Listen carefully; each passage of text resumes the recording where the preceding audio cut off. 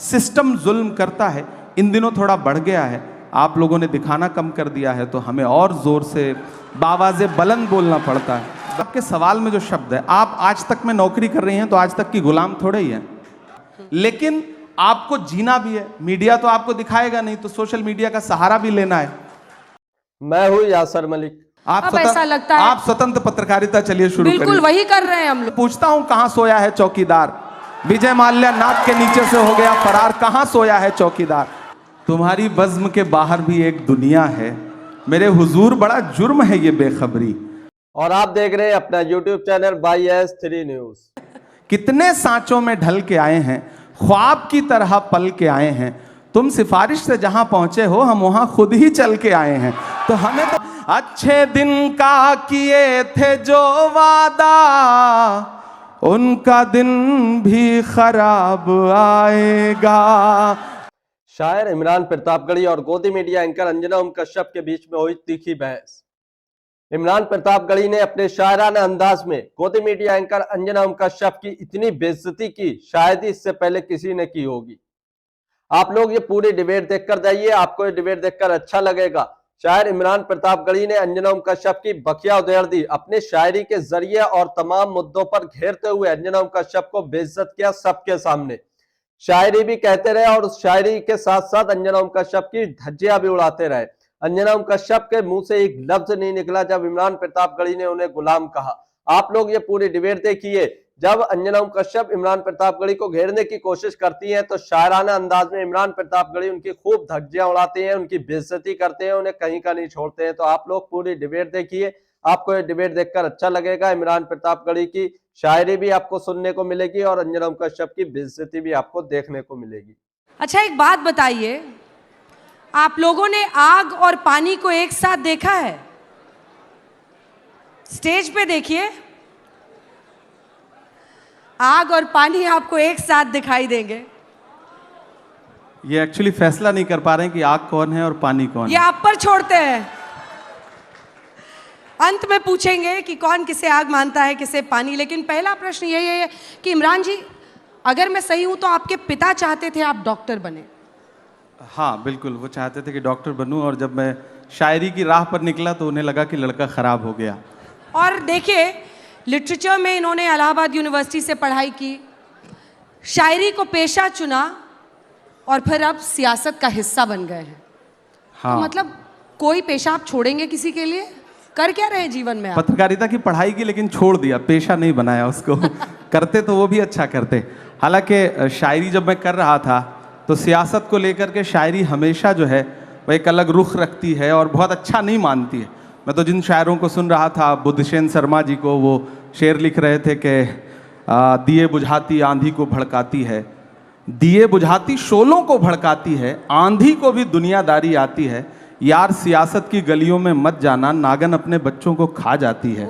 तो मैं तो ये शेर सुन रहा था, लेकिन फिर लगा कि जब एक ऐसा वक्त आया कि सब कुछ सियासत ही तय कर रही हो, कलम को भी सियासत ही तय कर रही हो कि कितना लिखना है, कितना बोलना है, जब पत्रकारों के नाम एक साथ जो है वो फ्रेम करके दुनिया के सामने रखे जा रहे हो कि कवर करने वाले लोगों के नाम ये हैं, उनका भी ज़ात, उनकी भी मजहब तय किया जा रहा हो, तो मुझे लगा कि नहीं, चलते हैं सियासत की दुनिया में, देखते हैं क्या कर सकते हैं। तो मुझे लगता है ठीक ही कर रहा हूँ यहाँ भी। तो अब शायर कितना बचा है और कितना सियासतदां हो गए हैं इमरान प्रतापगढ़ी? पूरा पूरा मैं कोशिश कर रहा हूँ कि शायर और सियासतदां कितना हो जाएं, उससे ज़्यादा ज़रूरी है कि मेरे अंदर का इंसान कितना बचा हुआ है, मैं उसको बचाने की पूरी कोशिश कर रहा हूँ। और संवेदना के स्तर पर मुझे लगता है कि मैं कभी तन्हाई में बैठता हूँ तो खुद से आंख मिलाता हूँ, तो मुझे लगता है कि यार ठीक है, अभी उतना ख़राब नहीं हुआ हूँ और कोशिश करूँगा कि कभी उतना ख़राब ना हो, ये आवाम से भी वादा करता हूँ। जब तक शायर आईना में देखने के लायक रहे तब तक वो रहता है शायर, इसलिए आपके अंदर शायर तो जिंदा है। शायर समाज का आईना होता है। 33 रैलियां आपने की है महाराष्ट्र में? हाँ, 33 महाराष्ट्र में, 33 प्रेस कॉन्फ्रेंसेस की, रोड शो किए, झारखंड में 11 रैलियां की। झारखंड 13? झारखंड 11 जी। और जाके बोलते कैसे हैं, कनेक्ट कैसे करते हैं लोगों से? मतलब एक शायर वहां खड़ा होता है या पॉलिटिशियन खड़ा होता है, कनेक्ट करना जनता से, ये हुनर क्या है? मैं इसलिए जिंदा हूं कि मैं बोल रहा हूं, दुनिया किसी गूंगे की कहानी नहीं लिखती।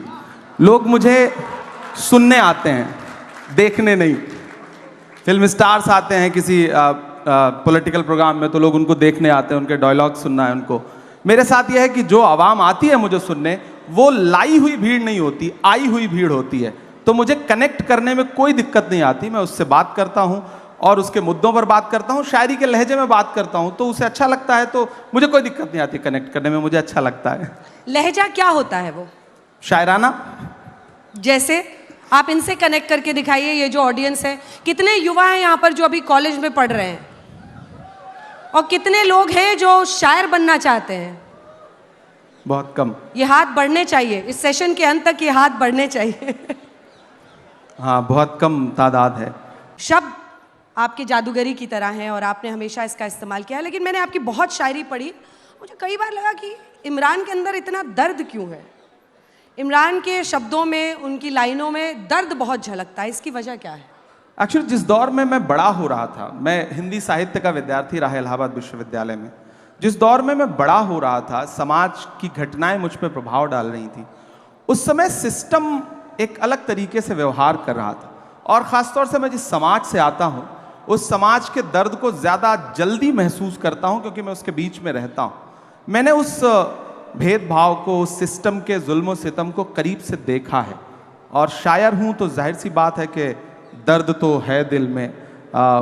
कोशिश करता हूँ, जुल्म के दौर की तारीख रकम करते हैं, इतना आसान नहीं ये काम जो हम करते हैं, काट देते हैं सदा हाथ हमारे जालिम, और हम फिर उन कटे हाथों को अलम करते हैं। तो हम कोशिश कर रहे थे कि उस दर्द को महसूस करें, और मीडिया जब उस दर्द को, उस जुल्म सितम को अपना हिस्सा नहीं बना रही थी, तो मेरी कोशिश थी कि मेरे पास जो प्लेटफॉर्म है, उस प्लेटफॉर्म का इस्तेमाल उस जुल्म सितम का को गाने के लिए करूं। और मुझे लगता है कि मैं कामयाब रहा बहुत हद तक, और मैंने अपनी बात दुनिया के सामने रखी। मत समझना कि मैं गीत गाता रहा, मैं तो ज़ख्मों का मातम मनाता रहा, ये समझ करके जालिम पिघल जाएगा, मैं तरन्नुम में मातम मनाता रहा। तो मैं मातम मनाता था, लोग उसको सुनते थे, पसंद करते थे। क्या बात है।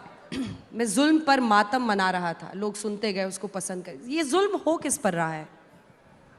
समाज में हाशिए पर मौजूद हर इंसान पर, वो हिंदू भी है, मुसलमान भी है, सिख भी है, ईसाई भी है, और सिस्टम कर रहा है, इसमें कोई दो राय नहीं, आज भी कर रहा है, और उससे एक बहुत लंबी लड़ाई लड़ने की ज़रूरत है। और सबसे बड़ी जिम्मेदारी है कलमकारों की। कलमकार जो है वो सत्ता का अस्थाई विपक्ष है। हमारी जिम्मेदारी है कि जब मैं शायर बन के बोलूं, तो फिर हाकिम से आंख मिला के बात करनी है, वो कोई भी हो, वो हमारा अपना हाकिम क्यों ना हो, तब मैं उससे भी आंख मिला करके बात करके बोलूँगा। जब मैं 2010, 2011, 2012, 14 में शेर लिख रहा था, नज़में लिख रहा था, जो नज़्म मेरे इंट्रोडक्शन में उन्होंने सुनाई कि माँ हम भी तेरे बेटे हैं, वो मैंने 2011 में लिखी थी। मैंने मदरसे की नज़्म 2012 में लिखी। उसके बाद हालात जैसे जैसे बदलते गए, मैंने कोशिश की कि मैं अपने कलम के साथ इंसाफ करता रहूं। सिस्टम जुल्म करता है, इन दिनों थोड़ा बढ़ गया है, आप लोगों ने दिखाना कम कर दिया है, तो हमें और ज़ोर से बावाज़े बुलंद बोलना पड़ता है, बस इतनी सी बात है। लेकिन चूंकि आपने ये चर्चा छेड़ी है, तो आप क्या दोहरा जीवन जी रहे हैं? क्या इमरान को, खुद एक शायर को, एक पार्टी का गुलाम बनना पड़ा ताकि उनकी आवाज़ मैग्नीफाई हो? कई शायर ऐसे हैं जो आज भी ये मानते हैं कि हमें पार्टी और सियासत से कुछ नहीं लेना देना, और उनकी कलम में क्या कम ताकत है? पहले तो आपके सवाल में जो शब्द है, आप आज तक में नौकरी कर रही हैं, तो आज तक की गुलाम थोड़े ही हैं। मैं एक पार्टी के साथ काम कर रहा हूं, हम किसी संस्थान के साथ काम करते हैं, संस्थान हमें सम्मान देता है, हम संस्थान की विचारधारा के साथ सहमत होते हैं, तब तक साथ चलते हैं। जिस दिन हमें लगेगा कि संस्थान हमारी विचारधारा से सहमत नहीं है, हमारी शर्तों को नहीं मान रहा है, उस दिन ये हो सकता है, मेरा अपना जो उसूल है कि मैं पार्टी तो नहीं बदलूंगा, राजनीति छोड़ दूंगा। हमारी अपनी एक दुनिया है। क्या राजनीति में आना जरूरी हो गया था इमरान? बिल्कुल जरूरी हो गया। बहुत सारे शायर ऐसे हैं जो मानते हैं कि अपनी कलम को आजाद रखना किसी भी एक पार्टी की विचारधारा से उनकी पूरी जिंदगी का लक्ष्य होता है। नहीं, देखिए, आप जिस दौर में जी रहे हैं, इस दौर में अगर आप ये कह रहे हैं कि आप तटस्थ हैं, तो आप सबसे बड़ी सियासत कर रहे हैं। ये कहना कि मेरा सियासत से कोई लेना देना नहीं है, ये सबसे बड़ी सियासत है। जो भी ये कह रहा है वो सबसे बड़ी सियासत कर रहा है। वो अपने आप को सबका रखना चाहता है और मेरा अपना मानना है कि या तो इधर खड़े हो जाओ या तो उधर खड़े हो जाओ। आज का दौर ऐसा है कि आप सिर्फ जुल्म को बुरा मत कहो, जालिम को बुरा मत कहो, जो अच्छा है उसका साथ भी दो। हम सिर्फ फेसबुक पर, ट्विटर पर, इंस्टा पे पोस्ट कर देते हैं ये मामला हुआ, ये बड़ा गलत हुआ। जिसके साथ गलत हुआ उसके साथ खड़ा कौन होगा? अगर सारे लोग एक सोशल मीडिया पे एक पोस्ट करके अपनी जिम्मेदारी से अलग हट जाएंगे तो मुझे लगता है कि साथ देने वालों की कमी आ गई। पहले होता था, बड़े बड़े प्रोटेस्ट होते थे, आंदोलन होते थे, हुकूमतें झुकती थीं। अब क्या है कि हमने फेसबुक पे एक पोस्ट लिख दिया, ट्विटर पे एक ट्वीट कर दिया, हमें लगता है हमने अपनी जिम्मेदारी पूरी कर ली। नहीं, हमें सड़क पर भी उनका साथ देना है। और अगर मैं संसद में भी गया हूं तो मैंने सबसे पहले यूनिवर्सिटी के बच्चों की फीस वृद्धि के खिलाफ संसद में जो पहली स्पीच की मैंने वो वहां पे की। मैं वहां पर हिंदू मुसलमान बन के नहीं गया, मैं वहां एक युवा बन के गया हूं और मैं लगातार जिस पर भी जुल्म हो रहा है उसके खिलाफ बोल रहा हूं। एक पुरानी आपकी शायरी है जो लोग बहुत वायरल कर रहे हैं, उसकी दो वीडियो आखिर तक जरूर देखिए। अभी आगे और अंजना ओम कश्यप की इमरान प्रतापगढ़ी शाराना अंदाज में ही बेइज्जती करेंगे, धज्जियां उड़ाएंगे। पूरी डिबेट देखिए। नहीं होगा। इलाहाबाद वालों मेरी बात याद रखना, तुम कई सदियों तक कोई अतीक अहमद नहीं होगा। बड़ा पुराना सवाल है और बड़ी पुरानी कविता है ये। मैं इलाहाबाद विश्वविद्यालय में पढ़ रहा था, फ्री स्टाइल मतलब गांव से आया था। वो शाहिद का एक शेर है कि जो भी मिलता है उसी को देखने लगता हूं मैं, क्या करूं मजबूरियां हैं गांव से आया हूं मैं तेरे साहिल पे आया था कि देखूं तेरा ज़र्फ, ऐ समंदर किसने तुझसे कह दिया प्यासा हूं मैं। इलाहाबाद विश्वविद्यालय में आया पढ़ने के लिए, किसी धन्ना सेठ की औलाद नहीं था, राजनीतिक परिवार नहीं था, खानदान में कोई शायर नहीं था, तो मुझे तो मंच चाहिए थे। जो भी मंच मिलता था उस पर चढ़ता था, अपनी प्रतिभा दिखाता था, पेमेंट लेता था, घर जाता था। एक वक्त आने के बाद आपको समझ में आता है कि आपकी वैचारिकी क्या है, आपकी विचारधारा क्या है, आपको किन मुद्दों पे लड़ना है। अच्छा, कवि सम्मेलन और मंचों के एक उसूल हैं। आप मंच समझती हैं, यहाँ आने पे आपने दो चार जुमले बोले उसके बाद लोग कनेक्ट हुए ना, वरना लोग तो संगीत के असर में थे।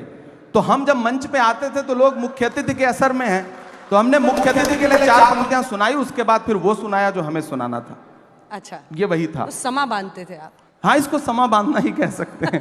भीड़ को अपने से जोड़ने के लिए आपको चला वो तीर जो बेहतर तेरी जबान में है, किसी की आंख में जादू तेरी जबान में है। तो हमारी आंख में तो जादू नहीं है, लेकिन जबान में जादू जगाने के लिए ये सारे तिकड़म अपनाने पड़ते थे। क्या बात है, आपने खुद ही कह दिया तिकड़म अपनाने पड़ते थे। सच्चाई भी शायद शायर की सबसे बड़ी ताकत होती है, अगर पूरी जिंदगी वो उसको किसी पार्टी में रहते हुए भी संभाल कर रख सके। मैं पूरी कोशिश करूंगा, ये आवाम से वादा है मेरा। क्या बात है। तो अब मुझे लगता है कि यही लोग जो आपके लिए तालियां बजा रहे हैं अब कुछ सुनना चाहते हैं। कितने लोग सुनना चाहते हैं एकदम इमरान प्रतापगढ़ी अनसेंसर्ड? और भूल जाइए कि नेता हैं, भूल जाइए कि किस दरबार पे जाकर, मतलब किस पार्टी के साथ जाकर आपको काम करना पड़ता है। देखिए 1956 में, हाँ 1956 में संयुक्त राज्य अमेरिका के उस समय राष्ट्रपति नहीं बने थे यूएस के जॉन एफ कैनेडी। वो हार्वर्ड यूनिवर्सिटी में एक छात्रों से बातचीत कर रहे थे, तो उन्होंने एक बहुत अच्छी बात कही थी। उन्होंने कहा था कि अगर हर राजनेता को शायरी और कविता आने लगे, पोएट्री आने लगे, और हर राजनेता पोएट्री और शायरी करने लगे, तो ये दुनिया जिंदगी जीने के लिए और खूबसूरत हो सकती है। कितनों को सिखाया ये बताइए। अब असल बात ये है, राहुल जी को भी सिखा रहे नहीं सिखा रहे? सबसे पहले तो मैं देश की पार्लियामेंट में पहुंचा हूं और पिछले 2 साल की पार्लियामेंट की तमाम जो स्पीचेस हैं उठा के देखिए, आपको लगेगा कि सारे लोग शायरी सुना रहे हैं। खरगे साहब शायरी सुना रहे हैं, धनखड़ साहब शायरी सुना रहे हैं। एक दिन तो धनखड़ साहब ने, यानी चेयरमैन साहब ने राज्यसभा के, फाइनेंस मिनिस्टर से कहा कि क्या इमरान प्रतापगढ़ी की शायरी पे टैक्स लग सकता है क्या? वो आप वो वीडियो उठा करके देखिएगा। तो आप कोई भी शेर सुनाता जिसको मैंने शेर ना भी लिख के दिया हो तो चेयरमैन साहब को ये लगता है कि मैंने ही लिख के दिया होगा। तो एक शायराना सा माहौल बना है और मुझे लगता है कि ये अच्छी बात है, एक अच्छा माहौल बन रहा है। और ऐसा माहौल मुझे लगता है कि मोदी जी भी शायरी सुनाते हैं कभी कभी, सुषमा स्वराज जी थी तो बहुत अच्छे अच्छे अशार सुनाती थी, डॉक्टर मनमोहन सिंह साहब अच्छे अशार सुनाते थे, हाँ लालू जी थे तो बहुत शानदार माहौल रहता था सदन का, अडवाणी जी ने भी कभी कभी शायरी सुनाई है। तो मुझे लग रहा है कि आने वाले दिनों में और कुछ लोग सुनाने लगेंगे। मैं तो कोशिश करूंगा कि राहुल जी भी सुनाने। अब अडवाणी जी का क्रेडिट मत लेने लगिएगा। हम किसी की क्रेडिट नहीं ले रहे हैं, उसकी क्रेडिट हम आपको दे रहे हैं। हमको। और मेरी नई नस्लों आपके नाम ये शेर कि आप चुपचाप जुल्म सहते हैं, आप चुपचाप जुल्म सहते हैं, आप चुपचाप जुल्म सहते हैं, क्या हुआ आपकी जवानी को, क्या हुआ आपकी जवानी को, बद्दुआ दे रहा है पानी को। जी क्या बात है, तालियां बजाइए भाई, जबरदस्त। मतलब मुझे लगता है कि हर कोई एक उम्र में, और आपने युवाओं को खास तौर पर कहा, तो सबके अंदर बहुत आग जलती है, बहुत जोश रहता है, धीरे धीरे लेकिन वो समझता है कि व्यावहारिक तरीका क्या है जीने का। हर किसी को अपना अपना मिला हुआ है हक। अब मेरा प्रश्न आपसे ये है कि कई बार हम देखते हैं कि सोशल मीडिया हो, कई बार आपके पीछे भी पड़ते हैं, मतलब एक अलग ब्लड हंटिंग वहाँ होती है। क्या एक ऐसी परिस्थिति बन सकती है जिसमें हर तरह की विचारधारा का सम्मान हो? मैं मानती हूँ कि कई लोग सोशल मीडिया पर सिर्फ इसलिए अब आते हैं क्योंकि उनको ब्लड हंटिंग किसी की करनी होती है। मतलब हम कहते हैं कि सड़क पे लिंचिंग ना हो, लेकिन सोशल मीडिया पर एक अलग किस्म की लिंचिंग होती है लोगों की, और सिर्फ उनकी विचारधारा की वजह से। बीच का रास्ता क्या हो सकता है एक शायर की देखिए, नज़र सबसे पहली बात तो मैं अपनी नई नस्लों से एक बात कहूंगा, सोशल मीडिया आपकी बात पहुंचाने का एक जरिया भर है, बहस का प्लेटफॉर्म नहीं है। वहां बहस मत करिए।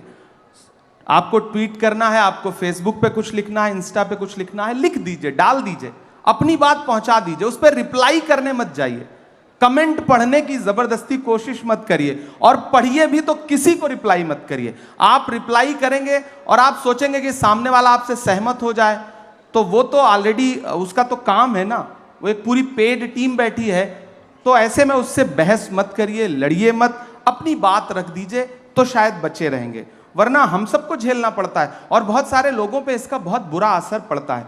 हम लोग तो ऐसी दुनिया से आए हैं गांव में कि अगर आपके खिलाफ आपके अच्छे अच्छे जो पोस्ट हैं उस पर जो कमेंट आते हैं उसको अगर मतलब माँ और पिताजी पढ़ लें तो शायद आपका सोशल मीडिया छुड़वा दें कि बंद करो ये सब, ये क्या तमाशा है। लेकिन आपको जीना भी है, मीडिया तो आपको दिखाएगा नहीं, तो सोशल मीडिया का सहारा भी लेना है।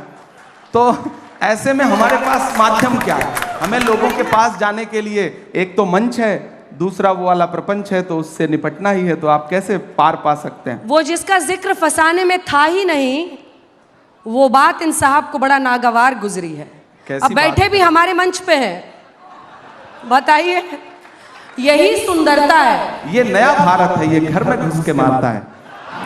यहाँ पे बैठे हैं, मंच हमारा है, और फिर भी शिकायत कर रहे हैं कि हम इनको दिखाते नहीं हैं। शिकायत नहीं कर रहा हूँ, हम लोगों के बीच में बहुत सामान्य बातचीत हो रही है, तो आपको सामान्य तरीके से ही मैं बात कह रहा हूँ।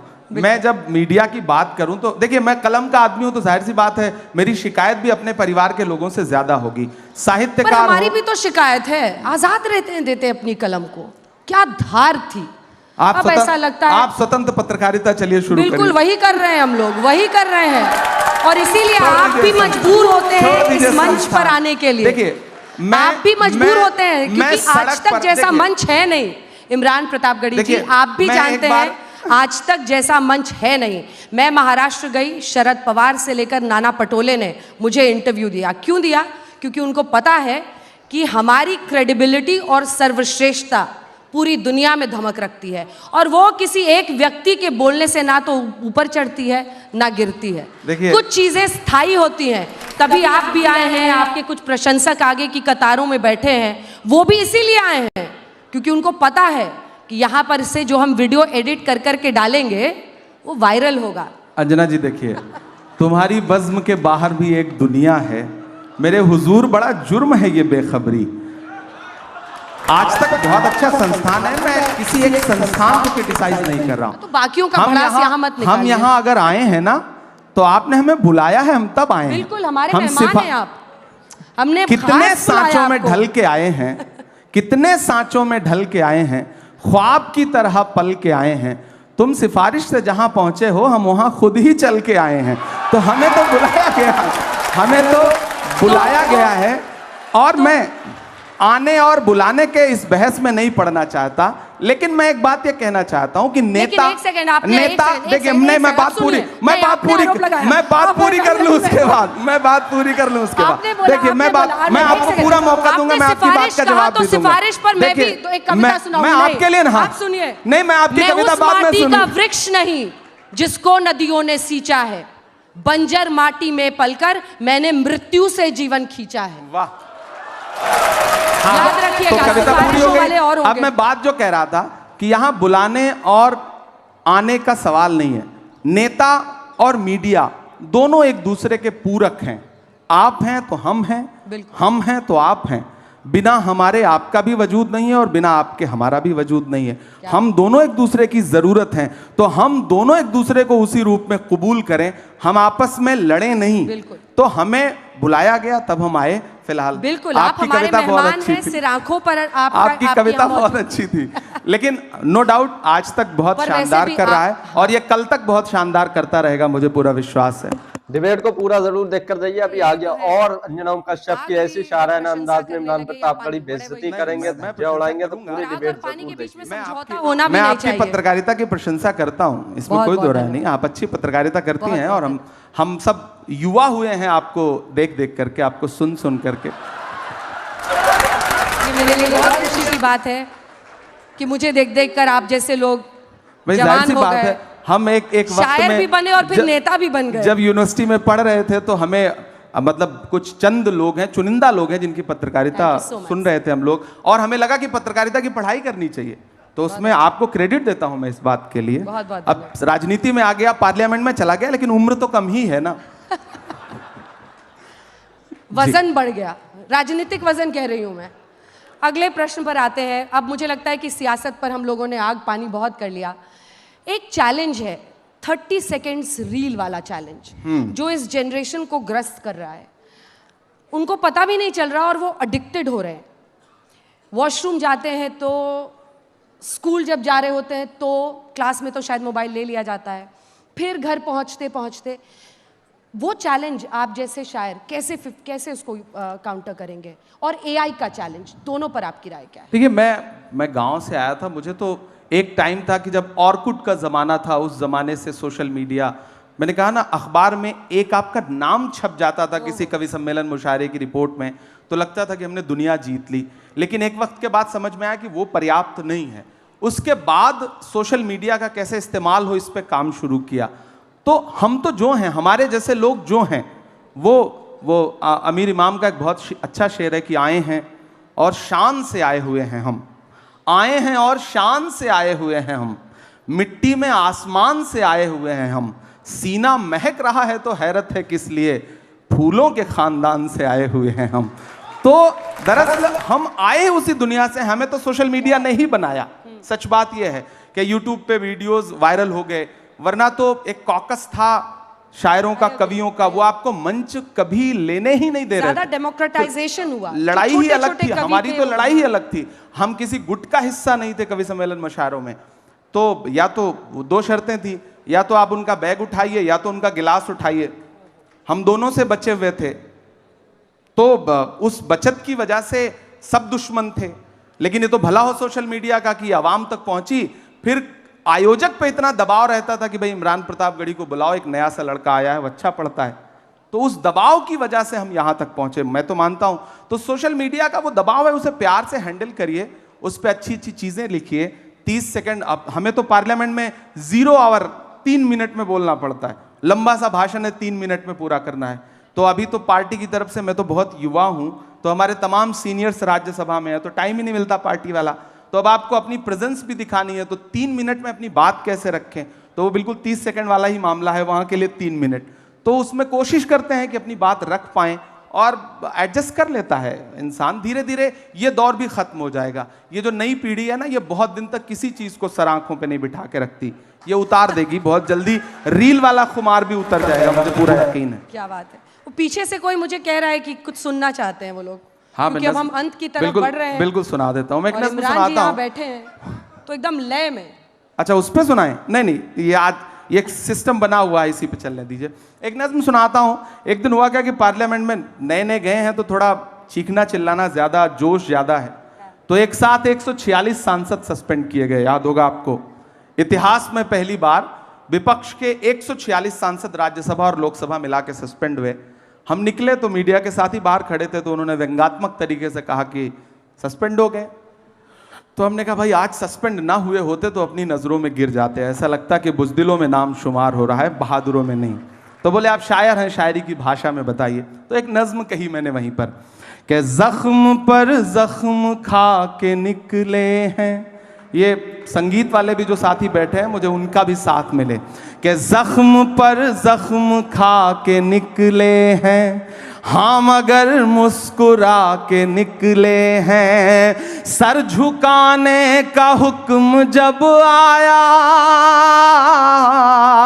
सर झुकाने का हुक्म जब आया, और भी सर उठा के निकले हैं, और भी सर उठा के निकले हैं। और सस्पेंड होके आए थे तो गुस्सा था, तब ये शेर पढ़ा कि हर सितम का जवाब आएगा, देखना इंकलाब आएगा। कल आ ही गया ना कि हर सितम का जवाब आएगा, देखना इंकलाब आएगा।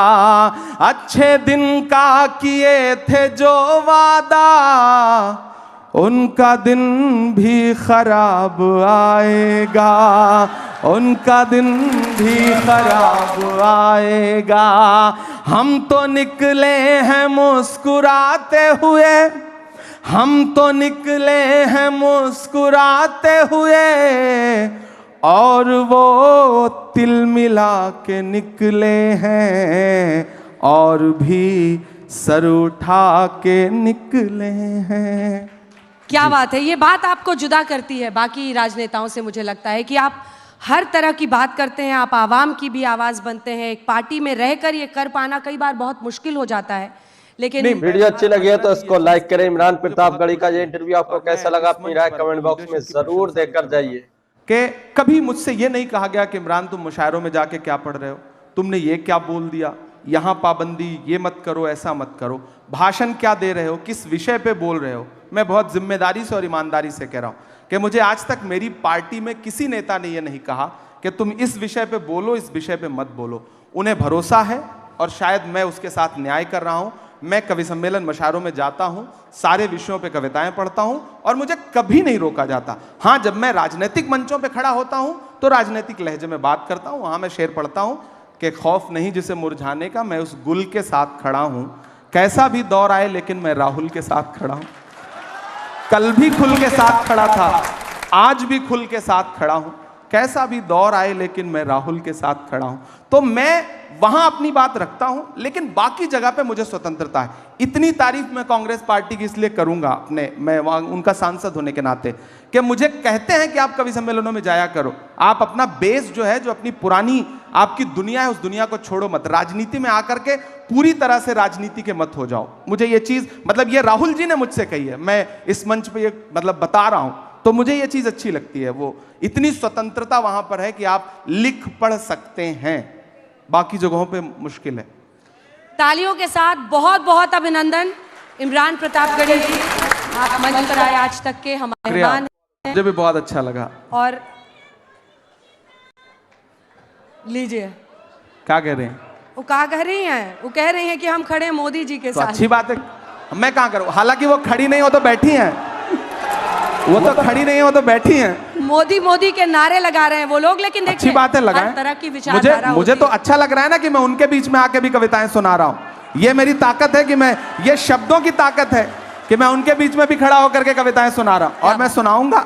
ये तो अच्छी बात। मैं तो पार्लियामेंट में मोदी जी बैठे रहते हैं तब उनको भी सुनाता हूं। मैं तो उनसे पूछता हूं कहां सोया है चौकीदार, विजय माल्या नाक के नीचे से हो गया फरार, कहां सोया है चौकीदार, मैं तो पूछता हूं।